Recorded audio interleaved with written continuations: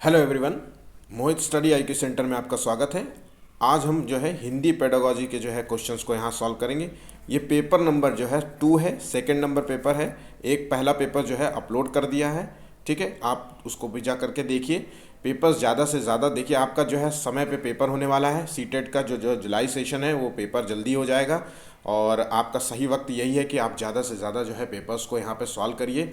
सभी प्रकार के पेपर्स को जो है जितना हो सकता है उतने पेपर्स सॉल्व करिए। ये मत सोचिए कि मैंने प्रीवियस ईयर के 4 पेपर लगा लिए और मेरे 30 में 28-27 सही हो रहे हैं तो मेरा बस हो गया काम। ऐसा नहीं है बिल्कुल भी। देखिए सीटेट जो है अपने नए पैटर्न तो वही है, सेम है, सिलेबस भी वही है, लेकिन एक क्वेश्चंस का जो पूछने का जो तरीका है वो बदल रहा है। और इस बार जो चांसेस होंगे, देखिए क्वेश्चंस जो है हार्ड होंगे। थोड़ा सा समझने की में शायद तकलीफ दिक्कत हो सकती है। हिंदी मीडियम वालों को थोड़ा भाषा शैली में दिक्कत हो सकती है।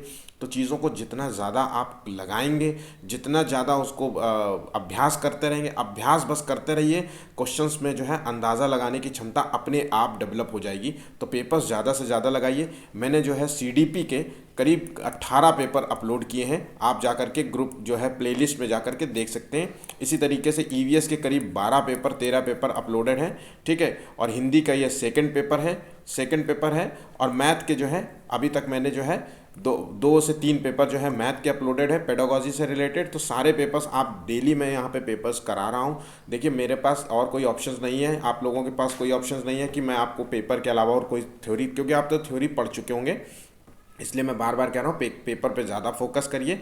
आप थ्योरी को जाने दीजिए, पेपर्स लगाते हुए भी आप थ्योरी को रिवाइज कर पाएंगे, ठीक है। तो अगर वीडियो पसंद आए तो प्लीज़ चैनल को लाइक सब्सक्राइब ज़रूर कीजिएगा। ऐसे वीडियोस मिलते रहेंगे डेली आपको। मैं डेली 2 से 3 वीडियोस जो है मैं पढ़ाई से, एजुकेशन से रिलेटेड डालता रहता हूँ, ठीक है। तो अगर वीडियो पसंद आए तो प्लीज़ चैनल को लाइक सब्सक्राइब ज़रूर कीजिएगा। आज का जो है टारगेट है वो 50 लाइक्स का है। तो अगर वीडियो पसंद आए तो लाइक्स ज़रूर दीजिएगा, ठीक है। ये मेरे मोटिवेशन के लिए भी ज़रूरी है, ठीक है। चलिए शुरू करते हैं, टाइम नहीं वेस्ट करते हैं। प्राथमिक स्तर पर जो है बच्चों की जो है भाषाई क्षमताओं का विकास करने का क्या प्रमुख अर्थ होता है। देखिए प्राथमिक स्तर पर जो है बच्चों की भाषा क्षमता का हमें विकास करना है तो उसका क्या मूल अर्थ होगा। तो भाषिक नियमों का पर अधिकार बच्चे को आना चाहिए, हो जाए। इसका अर्थ है कि भाषिक जो है भाषाई के जो है संरचनाओं पर अधिकार होना चाहिए, या भाषिक प्रयोग की कुशलता पर अधिकार होना चाहिए, या भाषा जो है अनुकरण की कुशलता पर। तो देखिए इसका सही जवाब है भाषा जो है प्रयोग की कुशलता पर जो है अधिकार होना चाहिए, ठीक है। भाषा का जो है प्रयोग बच्चा किस प्रकार से करता है ये इस बात पर निर्भर करता है कि भाषा कितनी उसकी पकड़ है उस भाषा पे, ठीक है। अब भाषा की जो है कुशलता किस बात पर निर्भर करेगी। देखिए भाषा की कुशलता इस बात पर निर्भर करेगी कि वो उसके बच्चे के पास जो है शब्द भंडार कितने। देखिए शब्द भंडार अगर जब तक बच्चे के पास नहीं होंगे तो वो बोलेगा कैसे, आपको उससे कम्युनिकेट कैसे करें। तो उसके पास शब्द भंडार का होना बहुत आवश्यक है और ये तभी आएगा जब उसमें जो है भाषा का जो है डेवलपमेंट अच्छा हुआ होगा, ठीक है। तो ये क्वेश्चन आप समझ गए होंगे। चलिए नेक्स्ट क्वेश्चन देखते हैं। प्राथमिक स्तर पर जो है अधिकांशतः बच्चे डैश कविताएं पसंद करते हैं, ठीक है। प्राथमिक स्तर पर अधिकांशतः बच्चे डैश कविताएं पसंद करते हैं। ऑप्शंस देखते हैं। छोटी कविताएं पसंद करते हैं, या वीर रस से कविताएं पसंद करते हैं, मारधार वो बहादुरी टाइप की कविताएं, या फिर जो है नैतिक मूल्यों से ओतप्रोत वाली कविताएं पसंद करते हैं कि मान लो कि अच्छा करना चाहिए, इस तरीके गलत काम नहीं करने चाहिए, ये बच्चे पसंद करते हैं। या लयपूर्ण जो है कविताएं कि जिसमें एक बार कहानी शुरू हो तो बिल्कुल एक A to Z कनेक्टेड हो एक दूसरे से कहानी और बढ़िया से लय में चलती है। जैसे हम लोग गाना गाते हैं ना, तो लय में गाना गाते हैं ना, तो इस तरीके की चीज़ें पसंद करते हैं। तो बच्चा जो है लयपूर्ण जो है कविताएं पसंद करता है, एक लय में गाई हुई चीज़ें पसंद करता है, एक लय में कही गई चीज़ें पसंद, इंटरलिंक्ड हो एक दूसरे से, कहानी ऐसे अस्त व्यस्त ना हो कि कोई और कहानी अभी और कैरेक्टर पढ़ाए जा रहे हैं और दूसरा कैरेक्टर एकदम से आ जाए तो बच्चों को समझ में नहीं आएगा। बड़ी नहीं होनी चाहिए, ज़्यादा जो है कैरेक्टर्स नहीं होने चाहिए कहानियों में, कम से कम कैरेक्टर्स हों और इंटरेस्टिंग कैरेक्टर्स हों, नाम उनके सिंपल हो। इस तरीके की बच्चे को जो है कहानियाँ पसंद आती हैं, ठीक है। नेक्स्ट क्वेश्चन देखते हैं। ये दोनों क्वेश्चंस में मुझे लगता है कि किसी को कोई दिक्कत नहीं होगी, ठीक है। चलिए नेक्स्ट क्वेश्चन देखते हैं। तीसरी कक्षा में जो है पढ़ने वाली सुनैना जो है अक्सर जो है सा और शाह इसमें कन्फ्यूज़न होती है, ठीक। तो भाषा शिक्षक होने के नाते कि आप टीचर हैं, मान लीजिए लैंग्वेज डेवलपमेंट के टीचर हैं, ठीक है, तो उसके नाते आप क्या करेंगे। हिंदी के आप टीचर हैं तो क्या करेंगे। तो देखिए जवाब देखिए, उसके इस तरह के प्रयोग पर बिल्कुल ध्यान नहीं देंगे, कि वो ऐसा कर रही है बाद में ठीक हो जाएगी, ऐसा आप सोचते हैं, या क्षेत्रीय प्रभाव हो सकता है इसलिए उसे स्वयं ही सुधरने का पर्याप्त अवसर प्रदान करेंगे, या सा और शा के उच्चारण स्थान की पूर्ण जानकारी देंगे उसे कि बेटा ये क्या होता है, इसका प्रयोग कहाँ किया जाता है, ठीक है। या जब भी वो शा और शा कहेगी तो उसे टोकेंगे ताकि उसमें जो है सुधार हो सके। तो एज अ जो है भाषा शिक्षक के तौर पे आपका प्रयोग ये होना चाहिए कि वो क्षेत्रीय प्रभाव होगा और इसको जो है उसको स्वयं उसको टाइम देंगे इससे सुधरने का लिए। क्योंकि जैसे देखिए आप एग्जांपल से समझिए, बिहार और उत्तर प्रदेश की आमतौर पे ये शाह और शाह में बड़ी समस्या है, ठीक है। बिहार और उत्तर प्रदेश के बच्चे हैं, हम लोगों में से बहुत सारे लोग जो है शाह और शाह में दिक्कत है और रा और रा में दिक्कत करते हैं। जैसे बिहार के लड़के को किसी से भी पूछिए, करोड़ करोड़ को करोड़ को जो है करोड़ को जो है करोड़ बोलता है, ठीक है। ध्यान रखिए करोड़ कितने करोड़ हैं, तो इस तरीके की भाषा का प्रयोग करते हैं। तो ये भाषाई जो है थोड़ा सा प्रभाव होता है ना, और वो धीरे धीरे सुधर जाता है जब किसी क्षेत्र में आकर के दूसरे क्षेत्र में आ पाते हैं और दूसरे क्षेत्रों में के प्रभाव में जब पढ़ते हैं, किसी बच्चों के प्रभाव में पढ़ते हैं, जब आप उसको देखते हैं कि अरे ये शाह और शाह का प्रयोग देखिए डिफरेंट तरीके, करोड़ को वो करोड़ बोल रहा है ना, और करोड़ नहीं बोल रहा है, तो धीरे धीरे वो अपने आप सीख जाता है, ठीक है, किसी बिना किसी एक्सटर्नल जो प्रयास के, ठीक है। तो इसका आंसर बी है। चलिए नेक्स्ट क्वेश्चन देखते हैं। अमित जो है पढ़ाते समय कठिनाई का अनुभव करता है, तो वो किस चीज़ से ग्रसित है? देखिए पढ़ाते समय जो है कठिनाई का अनुभव कर रहा है, अफेजिया, डिसलेक्सिया और डिसग्राफिया, डिस्प्राखिया जो भी है, और डिस्कैलकुलिया। तो इसका सही जवाब है, देखिए वो जो है बच्चा पढ़ने में पठन संबंधी समस्या है तो उसे डिसलेक्सिया नाम की जो है समस्या है, ठीक है। और ध्यान रखिएगा डिसग्राफिया एक होता है, कुछ और भी चीज़ें देख लेते हैं हम याद करने की, कभी क्वेश्चंस जो है पूछ ले। डिसग्राफिया अगर पूछ ले, यहाँ प्राय नहीं, डिसग्राफिया अगर पूछ ले तो इसका मतलब है लेखन विकार है, उसको लेखन लिखने में उसको समस्या है, लेखन की कठिनाई है, ठीक है। और अगर मान लीजिए ये पूछा जाए कि डिस्कैलकुलिया क्या होता है, तो गणित जो है, गणित में गणित कौशल जो है, गणित कौशल का विकार है ये, गणित उसको गणित समझने में दिक्कत होती है, डरता है बच्चा, ठीक है। और एक डिस्फेजिया है, ठीक है, डिस्फेजिया ध्यान रखिएगा, डिस्फेजिया, ठीक है, उसमें जो है बच्चा कम्युनिकेशन संबंधी समस्या होती है, ध्यान रखिएगा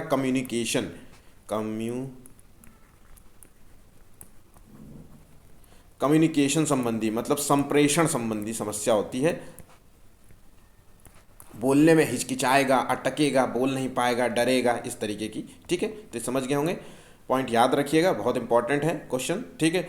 दी गई जो है सहायक सामग्री में से शेष से भिन्न सहायक सामग्री चुनना है, हमें सारी सामग्रियों में से कोई एक डिफरेंट है उसको देखिए। टेलीविज़न, पत्र पत्रिकाएं, बाल साहित्य, समाचार पत्र। बहुत सिंपल सा जवाब है, रीजनिंग का टाइप का क्वेश्चन है। ये टेलीविज़न जो है वो 3 से डिफरेंट है, ये सब साहित्य हैं, किताबें हैं, बुक्स हैं, ठीक है। और ये जो है दृश्य और सुनने योग्य वाली चीज़ें हैं, ये पठन चीज़ें हैं, और ये देखने की, ये दृश्य है ना, दृश्य की है या फिर सुनने की है ना, ठीक है। चलिए नेक्स्ट क्वेश्चन। प्राथमिक स्तर पर जो है एक अध्यापिका जो है संज्ञा पढ़ाते समय पहले संज्ञा का परिभाषा देती है, ध्यान रखिएगा पहले परिभाषा दे रही है, और उसके बाद उससे संबंधित वो उदाहरण समझाती है। अध्यापिका जो है व्याकरण शिक्षण की कौन सी विधि अपनाती है? तो इसको देखिए कौन सा विधि अपनाती है। हम सभी को पता है कि जो हमें सभी को पता है पहले परिभाषा अगर पेश होती है, परिभाषा और फिर उसके बाद उदाहरण देते हैं, 2 विधियाँ होती है, और पहले उदाहरण देना और फिर उसके बाद परिभाषा देना, ये दोनों विधियाँ जो है आमतौर पर प्रयोग की जाती हैं शिक्षण तकनीक में। जो है हमसे क्वेश्चन पूछा गया उदाहरण और इसके माध्यम से, तो ये जवाब है निगमन विधि। ध्यान रखिएगा निगमन विधि जो है उदाहरण पहले पेश किया जाता है और फिर परिभाषा पेश किया जाता है, ठीक है, इसमें किसी चीज़ को। और आगमन विधि में जो है उसमें पहले जो है परिभाषा व्यक्त की जाती है, पहले परिभाषा बताई जाती है और फिर उसके बाद उदाहरण व्यक्त समझाया जाता है, ठीक है। तो आप समझ गए होंगे। चलिए मोस्ट इंपॉर्टेंट क्वेश्चन है, ध्यान रखिएगा, ये क्वेश्चंस कई बार पूछा जा चुका है और इसके दोबारा आने के चांसेस हैं, ठीक है। प्राथमिक स्तर पर हिंदी भाषा जो है सिखाने का सर्वोपरि जो है उद्देश्य क्या होना चाहिए? आप ऑप्शंस देखते हैं। भाषा की जो है कठिन बातों को सरलता से समझना, ये उद्देश्य होना चाहिए, या भाषा का जो है मानक स्वरूप को जो है पूर्णतः आत्मसात कर लेना, मतलब पूरी तरीके से ज्ञान हासिल कर लेना, है ना, या भाषा के व्याकरणिक जो है नियमों को पूर्णतः आत्मसात कर लेना, व्याकरणिक जो है व्याकरण संबंधी नियमों को जान जाना, या भाषा के विभिन्न प्रयोगों की क्षमता का विकास करना। तो आपको देखिए इसका सही जवाब आपको पता चल गया होगा, इसका सही जवाब डी है, बाकी सभी बातें गलत हैं। कठिन बातों को सरलता से समझना जो है भाषा सिखाने का सर्वोपरि उद्देश्य नहीं होता है। ठीक है, हमें जो है मानक स्वरूप चीज़ें जो है मानक भाषा का ज्ञान होना चाहिए, ये भी बिल्कुल गलत है। ठीक है, व्याकरणिक नियमों का जो है ज्ञान होना चाहिए, ये भी गलत है। ठीक है, विभिन्न प्रयोगों की जो है क्षमता का विकास करना हमारा मूल उद्देश्य होता है। ठीक है, नेक्स्ट क्वेश्चन देखते हैं। बच्चों की जो है लेखन क्षमता के आकलन में सबसे कम महत्वपूर्ण क्या है? देखिए क्वेश्चंस पढ़ते वक्त इन सब बातों को कम, ज़्यादा, ठीक है, नहीं, है ना, सत्य, इन सब चीज़ों पे ज़्यादा फोकस करिएगा क्वेश्चंस पढ़ते वक्त। कभी कभी क्या होता है क्वेश्चंस में जो है कम महत्वपूर्ण लिखा होता है पर हम पढ़ नहीं पाते, और किसी गलती की वजह से, एक छोटी सी गलती वजह कम सबसे महत्वपूर्ण चीज़ पढ़ के चले जाते हैं, और क्वेश्चन में जरा सा एक आंख लगती है कि ये क्वेश्चन का ही आंसर हो सकता है, हम वो मार्क कर देते हैं। तो ध्यान रखिएगा, क्वेश्चंस को गौर से पढ़िएगा। ऑनलाइन पेपर है, ऑनलाइन एग्जाम होगा, कंप्यूटर के सामने बैठना पड़ेगा, बहुत लोगों को दिक्कत होगी, ये बात ज़रूर जान लीजिए। और क्वेश्चन में इस तरीके से आप मार्क नहीं कर पाएंगे, निशान नहीं बना पाएंगे, आप फोकस नहीं कर पाएंगे, चीज़ों को पढ़ेंगे और मार्क करेंगे। ठीक है, तो ध्यान रखिएगा, जितना ज़्यादा आप पेपर लगाएंगे आपका जो है ध्यान लगाने की शक्ति जो है वो बढ़ जाएगी इससे। ठीक है, तो पेपर लगाना बहुत ज़रूरी होता है। चलिए नेक्स्ट क्वेश्चन देखते हैं। तो इसका क्या है, सबसे कम महत्वपूर्ण है लेखन क्षमता के आकलन के लिए। देखिए ठीक है, तो यहाँ विचारों की स्पष्टता होना चाहिए, तो ये तो बहुत ज़रूरी होता है भाई, लेखन क्षमता में विचारों की स्पष्टता होनी चाहिए।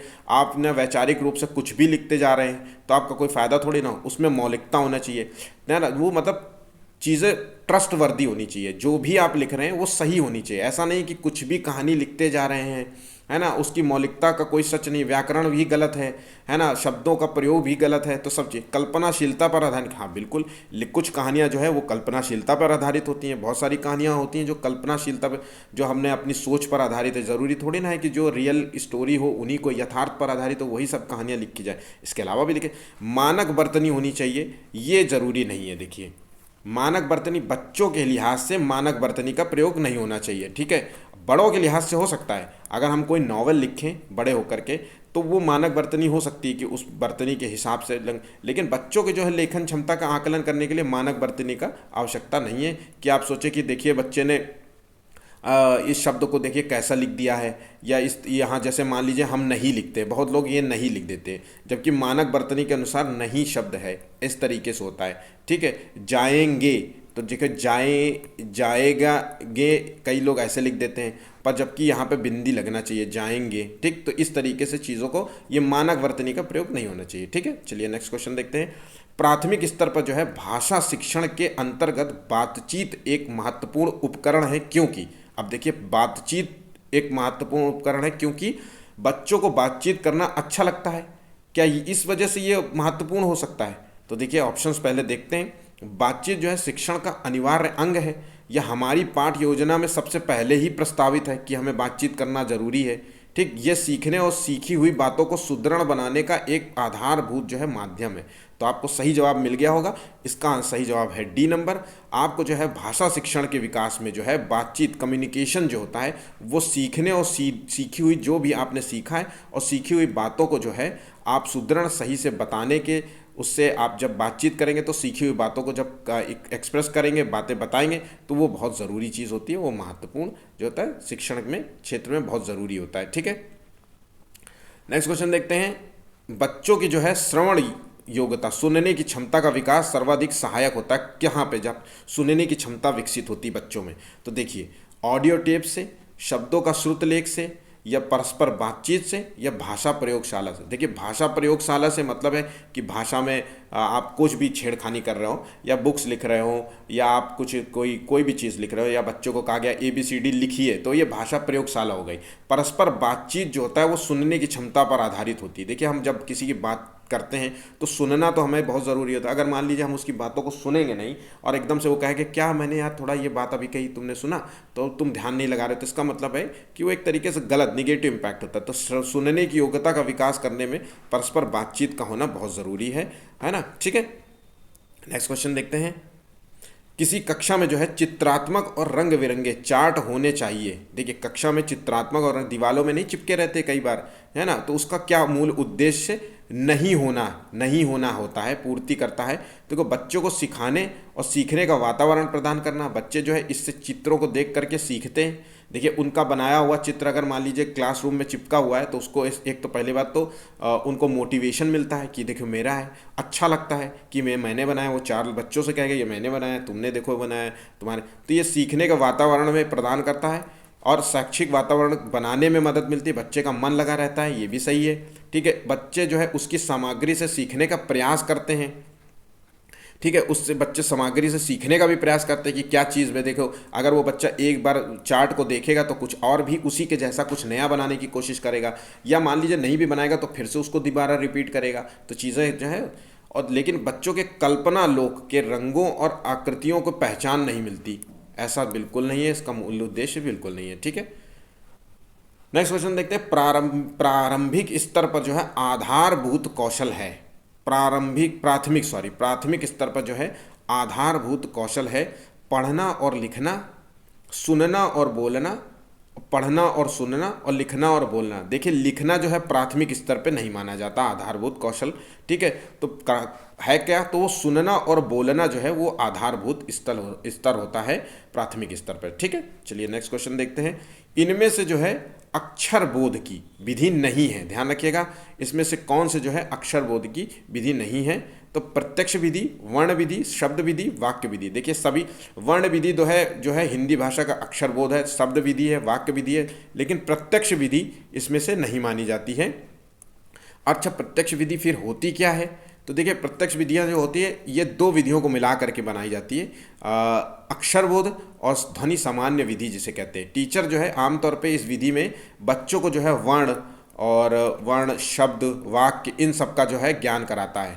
ठीक है, इन सब का ज्ञान कराता है। ठीक है, ध्यान रखिएगा, ये क्वेश्चन इंपॉर्टेंट है, कई बार पूछा जा चुका है और ठीक है, तो ध्यान रखिएगा प्रत्यक्ष विधि आपको पता होना चाहिए कि इसमें टीचर जो है वर्ण, शब्द और वाक्यों का ज्ञान कराता है। ठीक है, नेक्स्ट क्वेश्चन देखते हैं। प्राथमिक स्तर पर बच्चों की भाषा प्रयोग की क्षमता संबंधी रिकॉर्ड तैयार करने के उपरांत कौन सी कार्य जो है सर्वाधिक महत्वपूर्ण है।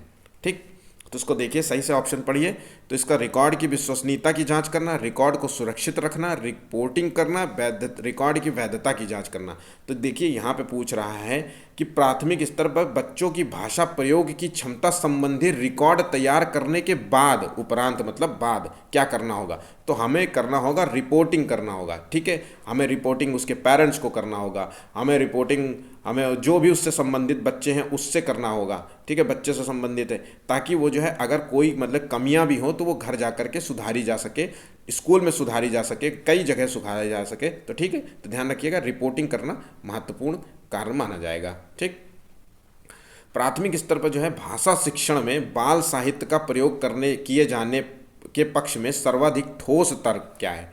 ठीक है, मजबूत क्या है, महत्वपूर्ण तर्क क्या है, तो इनका जो है प्रयोग बच्चे के भाषा अनुभवों को विस्तृत करता है, यह पाठ्य पुस्तक से बेहतर होता है और इन्हें पढ़ाने में शिक्षक को मज़ा आता है या इन्हें पढ़ाना अपेक्षाकृत सरल होता है। देखिए तो इसका क्या जवाब हो सकता है, तो ये देखिए इनका प्रयोग जो होता है बाल साहित्य का जो है प्रयोग करने का भाषा शिक्षण में।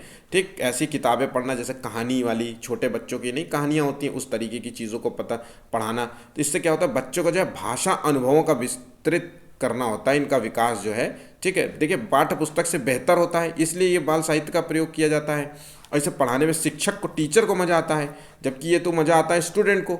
ठीक है, ये अपेक्षाकृत सरल होता है इसलिए हम पढ़ा रहे हैं और कोई इसका कोई फ़ायदा नहीं, तो ये गलत है। ठीक है, ब्रॉड वे में देखिए आंसर का सोचना की कोशिश करिए कि आंसर जो हो उसका मीनिंग भले ही आपको लगे कि बहुत छोटा है, लेकिन वो इम्पैक्ट बिल्कुल लाइफ टाइम के लिए दे। देखिए पाठ्य पुस्तक यहाँ जैसे देखिए अपेक्षाकृत सरल होता है, ये बहुत मतलब सरल है इसलिए मैं पढ़ा रहा हूँ। ठीक है, तो ये बिल्कुल ब्रॉड मीनिंग में नहीं है, बहुत छोटा, सिर्फ मज़ा आ रहा है। किसको मज़ा आ रहा है, वो भी टीचर को मज़ा आ रहा है, बच्चों को मज़ा आ रहा है होता तो शायद मान लीजिए इसका जवाब दिया जा सकता था। अब पाठ्य पुस्तक से बेहतर होता है सिर्फ केवल इसलिए बाल साहित्य पढ़ाते हैं कि ये बेहतर होता है, ये भी नहीं है। ठीक है, तो सही जवाब आपको पता चल गया होगा, ए नंबर ए है। क्वेश्चन देखते हैं 15वां, आपके विचार से जो है भाषा शिक्षण के संदर्भ में सबसे कम महत्वपूर्ण कौन सा है। देखिए यहाँ पे कम महत्वपूर्ण पूछ रहा है और भाषा शिक्षण के संदर्भ में, तो ठीक है, तो देखते हैं, पढ़ते हैं ऑप्शन क्या है। भाषा शिक्षण के प्रति जो है शिक्षक का नज़रिया, या भाषागत विविधता के प्रति संवेदनशीलता, यह भाषा के आकलन की प्रक्रियाएं, और यह किसी भाषा विशेष का साहित्य। तो इसका सही जवाब देखिए क्या है। तो देखिए सबसे कम महत्वपूर्ण है, सबसे पहले महत्वपूर्ण देख लेते हैं क्या है। भाषा शिक्षण के प्रति शिक्षक का जो है नज़रिया होना चाहिए कि है ना, तो वो बहुत महत्वपूर्ण चीज़ है। पहला तो महत्वपूर्ण यही है, ठीक है, बहुत बड़ा महत्वपूर्ण चीज़ है। फिर उसके आकलन की प्रक्रिया की, देखिए कई भाषाई के लोग हो सकते हैं, तो उसको किस तरीके से पढ़ाना है, इस चीज़ की आकलन होना चाहिए, ठीक है। भाषा किसी भाषा विशेष का साहित्य हो सकता है जो पढ़ाया जा रहा हो, तो इसका सही भाषागत जो है विविधता के प्रति संवेदनशीलता का होना, ये गलत है, ठीक है। चलिए नेक्स्ट क्वेश्चन देखते हैं। 15वां क्वेश्चन, 16वां क्वेश्चन देखते हैं। किसी कक्षा की जो है नादिरा पढ़ते हुए बार बार अटक रही है, पढ़ाई करते हुए बार बार अटकती है, ठीक है, तो आप क्या करेंगे। नादिरा को डांटेंगे, तो देखिए यहाँ पे डांटने जैसे शब्दों का प्रयोग नहीं हो सकता। उसे पढ़ने के लिए मना कर देंगे, यहाँ भी निगेटिव इम्पैक्ट हो रहा है, ठीक है। उससे कहेंगे कि पहले पढ़ना सीख लो फिर कक्षा में पढ़ना, ये भी गलत हो गया। तो धैर्य से काम लेंगे और पढ़ना सीखने में उसकी मदद करेंगे, तो इसका आंसर सीधा सीधा डी है, ठीक है। प्राथमिक स्तर पर जो है बच्चों की भाषा का आकलन करने में सबसे कम उपयोगी है, देखिए कब सबसे कम उपयोगी क्या है। चित्र देखकर कहानी और कविता लिखना, ये चित्र देखकर कहानी और कविता लिखना, भाषा का आकलन करना, ये 2 पॉइंट ध्यान रखिएगा। पाठ के अंत में दिए गए सवालों का जवाब लिखना, या किसी घटना का वर्णन करना, या नानी को चिट्ठी लिखते हुए अपने जो है नई दोस्त के बारे में बताना, ठीक। तो ध्यान रखिए इसका सही जवाब देखिए, ये क्वेश्चंस कंफ्यूजिंग है, गड़बड़ करेंगे, ये मैं 101% कह रहा हूँ।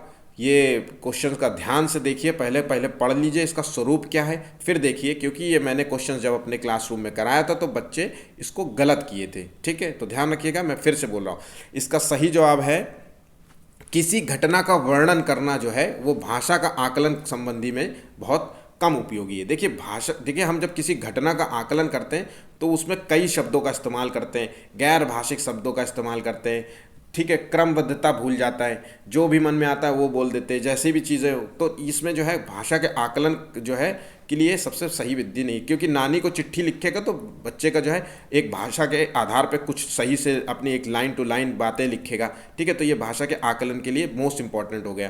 कहानी, चित्र देखकर जो है कहानी, उसने जब चित्र देखा कि भैया एक था राजा एक थी रानी, तो उसके लिए कहानी उसने देखी और उसके बारे में जो है कविता लिखना या कहानी उसी को सेम लिखने की कोशिश करना, तो भाषा आकलन के लिए बेस्ट मानी जाएगी, ठीक है।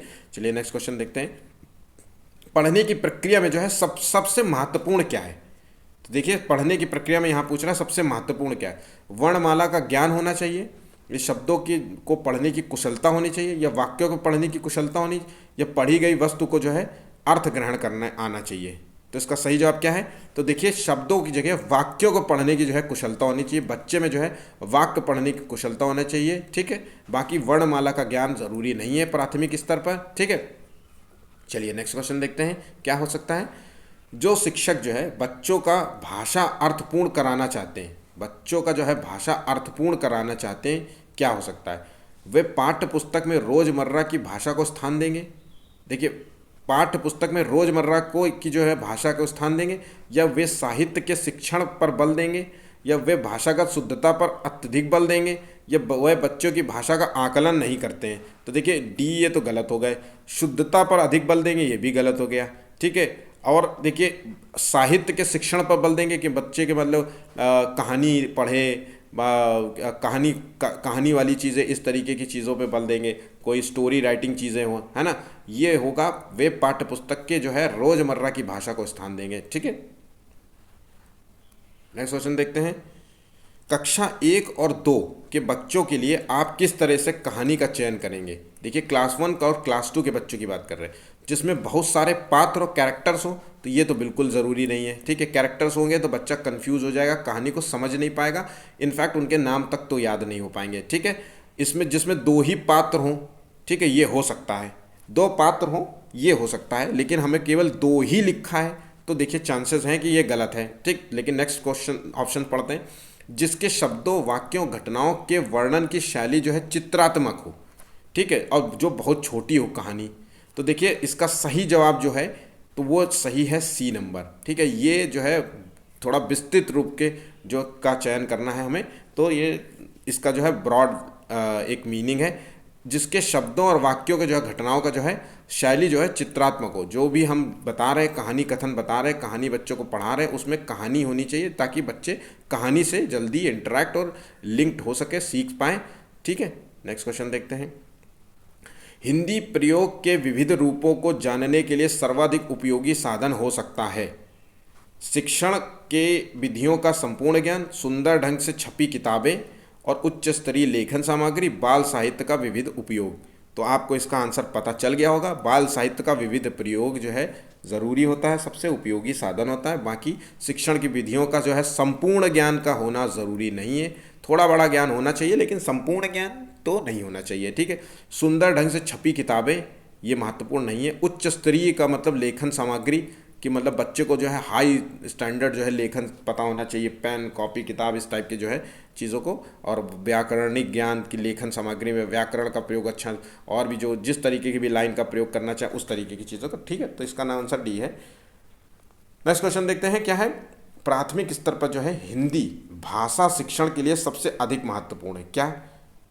पाठ्यपुस्तक, उच्च स्तरीय तकनीकी यंत्र, व्याकरणिक नियमों का स्मरण और भाषा प्रयोग के अवसर। देखिए एक ही क्वेश्चंस को डिफरेंट दूसरे तरीके से पेश कर दिया गया है, तो अभी मैंने आपका इसका आंसर बता दिया है। ठीक है, भाषा प्रयोग का अवसर जो है महत्वपूर्ण है।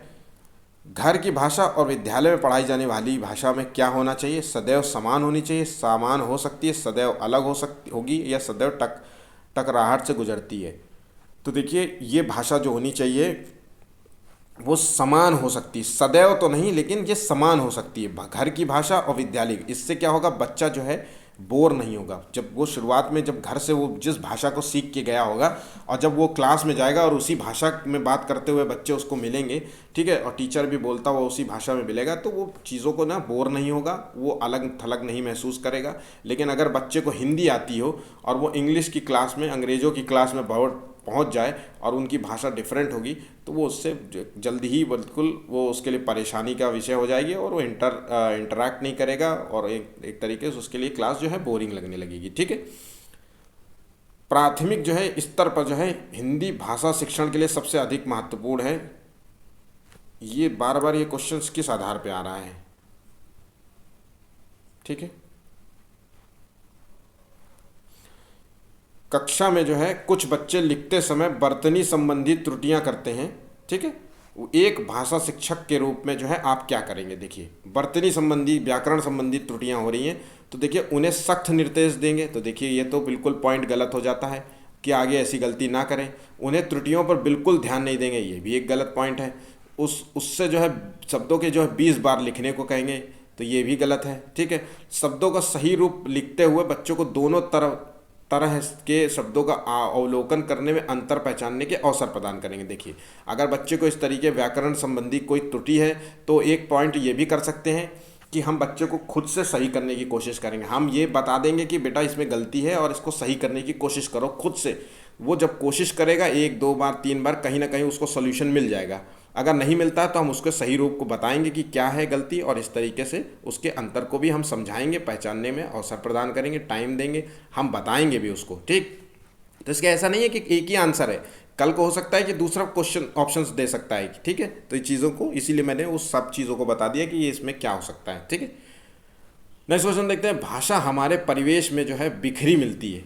ठीक, हमारे आसपास देखिए भाषा ना, कई भाषाई लोग होंगे, कई भाषाओं के अलग अलग तरीके से होते हैं, कई का भाषा का स्वरूप अलग है। अखबार, विज्ञापन, साइन बोर्ड, भाषा प्रयोगशाला, इन सब का है। तो ये किस चीज़ में लागू नहीं होता? भाषा जो है हमारे परिवेश में जो बिखरती मिलती है, तो इसमें किस थी? तो इसका सही जवाब देखिए, इसका क्या है, ये भाषा का जो है प्रयोगशाला में जो इसका लागू नहीं होता। बाकी जो है भाषा का जो है हमारे आसपास बिखरी हुई मिलती है, भाई अखबार के रूप में हमें डेली मिलती है, विज्ञापन के रूप में भी हम डेली देखते हैं, फ़ोन, टीवी से लेकर के हर जगह। और साइन बोर्ड जो एडवर्टाइजमेंट जो है बोर्ड लगे रहते हैं, इसकी दुकान है, ये मामा भांजे की दुकान है, ये ठग्गू का लड्डू है, इस टाइप की चीज़ है। ठीक है, और भाषा जो है प्रयोगशाला जो है इसमें ये लागू नहीं होती। ठीक, इसमें प्रयोगशाला में बिखरा हुआ नहीं होता, बिल्कुल सही से शब्दों का इस्तेमाल होता है। ठीक है, देखिए नेक्स्ट क्वेश्चन देखते हैं। प्राथमिक कक्षाओं में रोल प्ले, भूमिका निर्वाह का जो है उद्देश्य होना चाहिए। एक पद्धति के रूप में इसका प्रयोग करना, विभिन्न संदर्भों में भाषा प्रयोग के अवसर प्रदान करना, बच्चों को अनुशासित करना, या बच्चों को अभिनय सिखाना।